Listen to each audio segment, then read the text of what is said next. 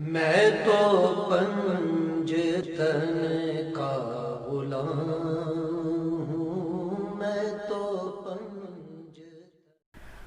اعوذ باللہ من الشیطان الرجیم، بسم اللہ الرحمن الرحیم۔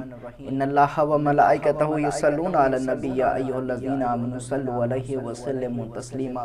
اللہم صل علی محمد و علی محمد وعجل فرجہم۔ السلام علیکم ورحمۃ اللہ وبرکاتہ۔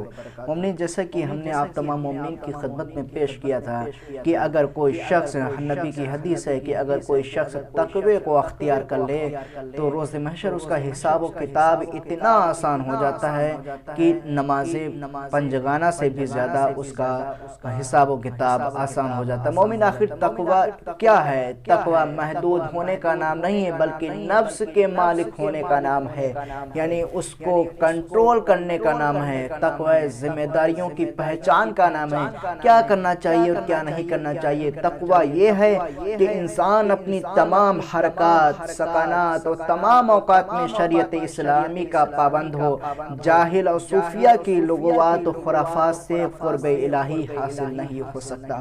تقوی یہ ہے عزیزان محترم کہ اگر کوئی شخص تقوی اختیار کرنا چاہے، کہ تقوی کہتے کسے؟ تقوی یہ ہے کہ انسان اپنی ذمہ داریوں کو پہچانے، انسان اپنے آپ کو پہچانے کہ آخر وہ ہے کیا۔ وہ ایک نبی، وہ اس نبی کا چاہنے والا ہے جو تمام نبیوں کا سردار ہے، وہ اشیان حیدر کرار میں سے ہے۔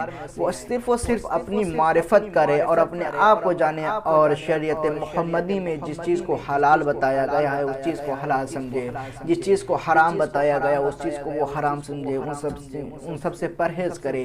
اسی لیے عزیزان محترم اس کو تقوی کہتے ہیں کہ جب کوئی شخص تقوی اختیار کر لیتا ہے، کہ جب کوئی تقوی متقی پرہیزگار بن جاتا ہے تو خداوند عالم کے نزدیک ترین بندوں میں سے ہو جاتا ہے۔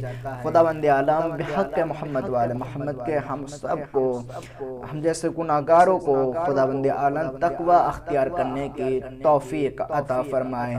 آمین یا رب العالمین۔ اللہم صل علی محمد و آل محمد وعجل فرجہ۔